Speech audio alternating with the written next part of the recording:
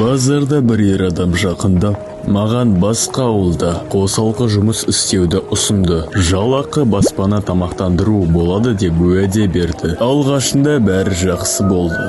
Бірақ кейін ол қол көтере бастады. Құжаттарымды, телефонымды тартып алып, тегін жұмыс істеуге мәжбүрледі.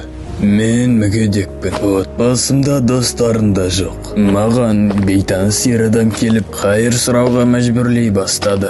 Барлық табысты алып қоятын. Ал олардың қойған жоспарын орындамаған жағдайда күш көрсетумен қорқытатын.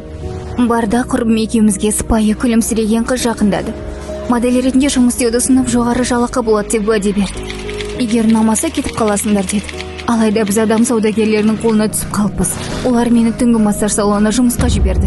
Ал құрбымды жыныстық жолмен пайдалана бастады. Бізді қорқытып бопсалады. Әлеуметтік желілерде стримдердің жұмысы туралы хабарландырулар толып кетті. Жұмыс шарты тиімді болғандықтан хабарландыруға жауап бердім. Бұл стандартты стримдер емес болып шықты. Мен жеңгетайлардың тұзағына түсіп қалыппын. Мені қарызға батырып жібермей қойды.